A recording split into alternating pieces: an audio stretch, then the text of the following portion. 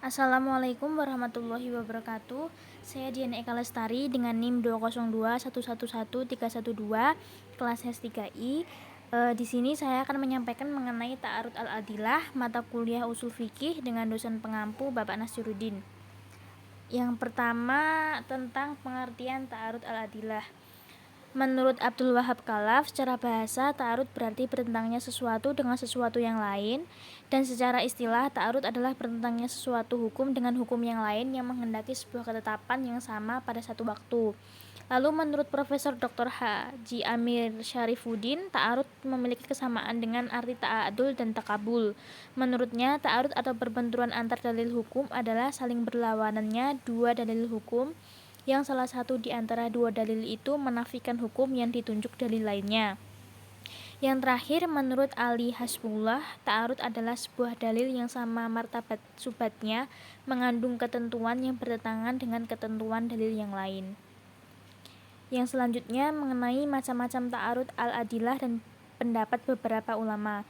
Macam-macamnya yang pertama yaitu ta'arud Al-Quran dengan Al-Quran, ta'arud sunnah dengan sunnah, ta'arud sunnah dengan qiyas, dan yang terakhir ta'arud qiyas dengan qiyas. Perbenturan dalil itu mencakup dalil nakli dan dalil akli. Selain itu juga mencakup tentang dalil qat'i dan juga dalil zoni. Perbenturan dalil di antara nakli mencakup dua hal. Pertama, dalil-dalil dari Al-Quran, yang kedua dari hadis Nabi, sementara perbenturan antara dalil akli mencakup dalil hukum berupa qiyas. Mengenai perbenturan dalil qat'i yaitu yang pertama, antara dua dalil yang qat'i tidak mungkin terjadi pertentangan karena setiap dalil yang qat'i mengharuskan adanya hukum. Yang kedua, ada ulama yang memungkinkan bertemunya dua dalil qat'i yang saling berbenturan. Lalu untuk mengenai perbenturan dalil zoni yaitu yang pertama, sebagai ulama menolak terjadinya pertentangan antara dua dalil yang zoni, dan yang kedua, golongan yang memperbolehkan. Selanjutnya, penyelesaian ta'arud al-adilah. Menurut Hanafiyah, ta'arud bisa terjadi antara nas-nas syara' ataupun ta'arud antara dalil-dalil selain nas. Semisal terjadi ta'arud antara dua qiyas, maka wajib untuk mentarjih dengan mengutamakan salah satunya. Metodenya ada 4. Yang pertama, nasakh, tarik, al-jamu' wa al-taufik, dan yang terakhir tasakut al-dalilain. Yang menurut Syafi'iyah, apabila terjadi pertentangan antara dua qiyas, maka yang dilakukan seorang mujtahid adalah mentarjih salah satu qiyas. Lalu urutan cara metode untuk menyelesaikannya yaitu yang pertama, al-jamu' wal al-taufik, tarjih, nasah, lalu yang terakhir tasakut al-dalilain. Untuk nasakh sendiri menurut Hanafiyah adalah beberapa makna nasakh yaitu diantaranya tabdil atau mengganti, ar-rafa penghapusan, al-izalah menghilangkan, al-ibtal pembatalan atau al-naql yaitu memindahkan. Singkatnya, nasakh adalah penghapusan dalil syara' yang datang lebih dulu oleh dalil syara' yang datang kemudian. Pengertian menurut beberapa ulama diantaranya yang pertama, Abdul Wahab Khalaf mengatakan bahwa nasakh adalah pembatalan penggunaan hukum syara' dengan suatu ketentuan dalil yang datang kemudian. Dan untuk menurut Romli, yaitu menghapuskan dan membatalkan ketentuan hukum syara' dan menggunakannya dengan ketentuan hukum syara' yang baru. Rukun nasakh ada 4. Yang pertama ada penghapusan suatu hukum, lalu membatalkan pemberlakuan suatu hukum, ketentuan hukum yang dihapus, dan yang terakhir orang yang dibebani hukum atau objek pemberlakuan hukum. Syarat nasakh sendiri ada 4. Yang pertama, hukum dibatalkan bukan persoalan yang berkaitan dengan hukum yang sifatnya permanen dan abadi. Yang kedua, hukum dibatalkan bukan persoalan yang semata-mata berpijak pada akal, dilihat dari segi baik dan buruknya. Yang ketiga, hukum dibatalkan atau nasikh dengan datang sesudah ketentuan hukum yang dibatalkan atau mansukh. Yang keempat, hendaknya berkenaan dengan antara nasakh, yaitu pertentangan hukum yang tidak ada jalan untuk mengkompromikan. Lalu untuk contoh dari nasakh sendiri yaitu dari Quran Surat Al-Baqarah ayat 234 yang artinya, dan orang-orang yang mati di antara kamu serta meninggalkan istri-istri, hendaklah mereka istri-istri itu menunggu 4 bulan 10 hari, kemudian apabila telah sampai atau akhir idah mereka, maka tidak ada dosa bagimu mengenai apa yang mereka lakukan terhadap diri mereka yang menurut cara yang patut, dan Allah Maha mengetahui apa yang kamu kerjakan. Ayat ini menyatakan bahwa setiap istri yang ditinggal mati suaminya, idahnya selama 4 bulan 10 hari, baik sedang hamil maupun tidak. Kemudian dibandingkan dengan firman Allah Subhanahu wa taala, yaitu Quran Surah Al-Talaq ayat 4 yang artinya, perempuan-perempuan yang tidak haid lagi atau menopause di antara istri-istrimu yang Jika kamu ragu atau tentang masa idahnya, maka idahnya adalah 3 bulan, dan begitu pula perempuan-perempuan yang tidak haid. Sedangkan perempuan-perempuan yang hamil, waktu idah mereka itu ialah sampai mereka melahirkan kandungannya, dan barang siapa bertakwa kepada Allah, niscaya dia akan menjadikan kemudahan baginya dalam urusannya. Ayat ini menyatakan bahwa setiap istri yang sedang hamil, idahnya sampai melahirkan kandungannya, baik ditinggal mati oleh suaminya maupun ditinggal mati suaminya dalam keadaan hamil. Menurut ayat pertama, idahnya selama 4 bulan 10 hari atau sampai masa kelahiran.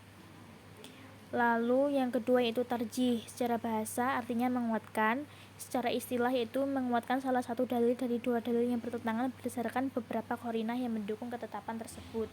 Lalu secara terminologi, menurut Romli S.A. mengatakan bahwa tarjih adalah memilih dan mengamalkan dalil atau alasan yang terkuat di antara dalil-dalil yang tampak berlawanan. Contohnya yaitu dari hadis riwayat Ahmad yang artinya dari Abdurrahman bin Auf, ia berkata adalah Abu Hurairah berkata, barang siapa yang junub sampai tiba waktu subuh maka tidaklah ada puasa baginya. Lalu sementara Aisyah meriwayatkan sebuah hadis yaitu dari Aisyah dan Ummu Salamah istri Nabi Muhammad SAW bahwa keduanya berkata, Rasulullah masih dalam keadaan junub bukan karena mimpi pada bulan Ramadan, kemudian beliau berpuasa, dari hadis riwayat Malik. Lalu yang ketiga, al-jam wa al-taufiq, yaitu mengompromikan dalil-dalil yang bertentangan setelah mengumpulkan keduanya. Hal ini berdasar kaidah mengamalkan kedua dalil lebih baik daripada meninggalkan atau mengabaikan dalil yang lain. Contohnya dalam Quran surat Al-Maidah ayat 3, ayat di atas tidak menjelaskan tentang jenis darah yang tidak membedakan antara darah yang mengalir dengan darah yang sudah beku. Kemudian ada ayat lain yang dalam surat Al-An'am, pengompromian dari kedua ayat tersebut bahwa darah yang dilarang adalah darah yang mengalir. Contoh lainnya sama dalam Quran surat Al-Baqarah ayat 234 dan juga dikompromikan dengan Quran surat Al-Talaq ayat 4.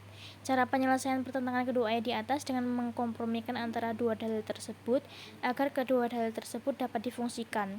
Oleh sebab itu, apabila kedua ayat tersebut dikompromikan, maka kesimpulan yang dapat diambil adalah bahwa masa idah bagi wanita hamil yang ditinggal mati oleh suaminya adalah masa idah yang terpanjang dari keduanya, yaitu 4 bulan 10 hari.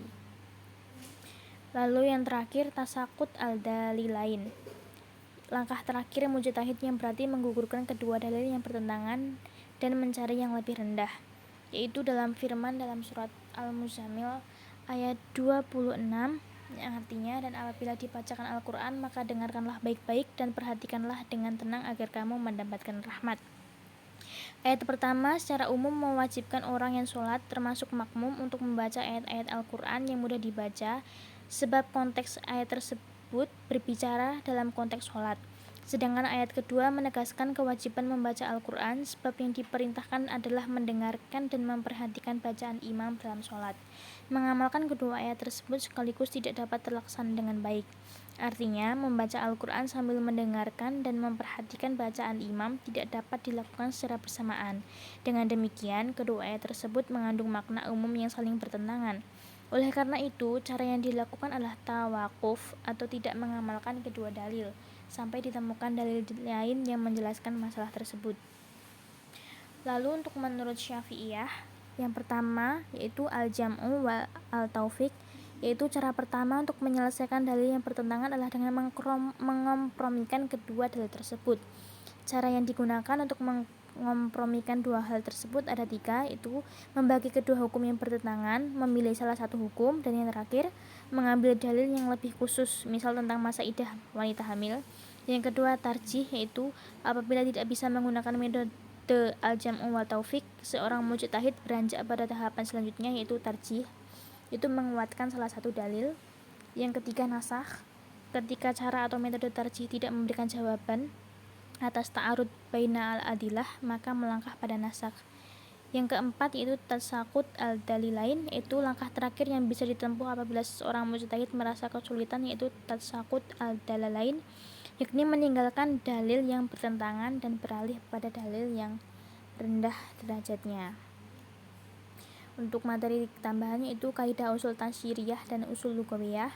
Kaidah tasyriah adalah kaidah yang bertalian dengan tujuan dasar-dasar syarok dalam menetapkan hukum, sedangkan kaidah lugawiyah adalah kaidah yang dirumuskan oleh para ulama berkaitan dengan maksud dan tujuan ungkapan-ungkapan bahasa Arab yang lazim digunakan oleh bangsa Arab itu sendiri, baik yang terdapat dalam ungkapan sastra seperti syair, prosa, dan lain sebagainya. Sekian materi yang dapat saya sampaikan. Bila ada salah kata, saya mohon maaf. Assalamualaikum warahmatullahi wabarakatuh.